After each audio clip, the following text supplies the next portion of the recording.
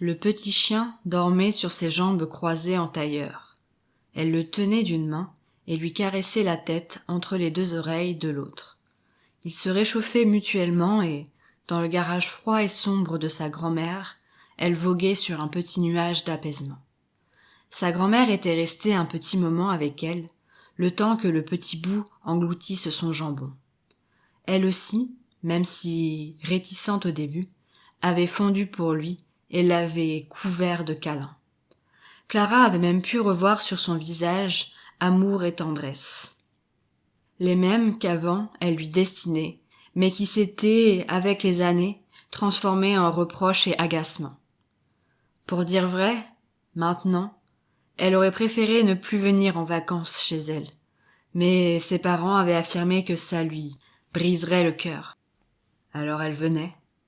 Elle s'ennuyait à mourir, se divertissait au mieux et ignorait du mieux qu'elle pouvait les yeux de sa grand-mère qui faisaient peser dans son cou la pression de la désapprobation.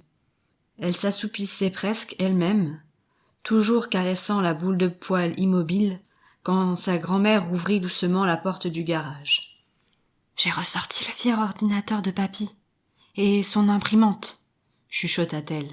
« C'était que lui qui s'en servait, mais toi, tu saurais l'utiliser. »« Oui, normalement. »« Donc, tu pourrais faire des fiches pour le petit chien, et on irait les coller cet après-midi, on pourrait en donner aux commerçants aussi. » Elle s'enflammait. Clara la coupa. « Attends, mamie. Déjà, on peut regarder sur Internet pour voir si quelqu'un a pas mis une alerte pour chien perdu. Tu sais faire ça ? Oui, c'est pas du tout compliqué, hein. » Si elle avait un peu su s'intéresser aux nouvelles technologies, elle-même aurait su le faire. Son manque de curiosité et d'intérêt pour ça exaspérait souvent Clara. Elle leur avait montré, à elle et papy, qu'ils pouvaient trouver leur musique de jeunesse, au moins certaines, de nouvelles recettes, ou même discuter en face à face avec quelqu'un à des kilomètres, ou face au plafond quand une personne née avant 1960 était impliquée.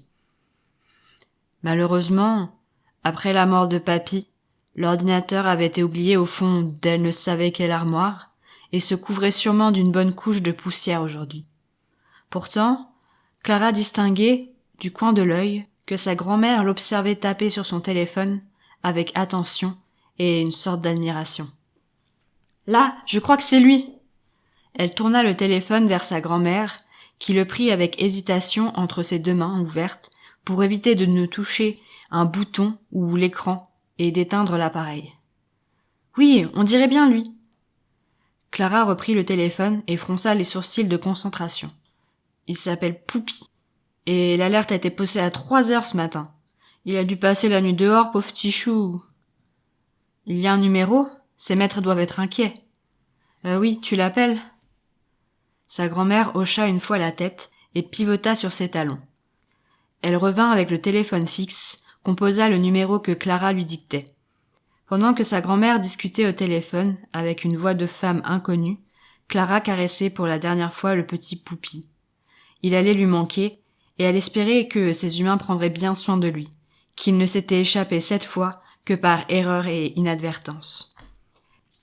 Elle lui chuchotait quelques mots de réconfort quand on frappa à la porte et qu'une voix d'enfant se répandit dans toute la maison. « Poupi !» Le petit chien releva la tête brusquement, puis, au deuxième appel, sauta des jambes de Clara et courut vers l'entrée, lui laissant au passage quelques griffures en souvenir.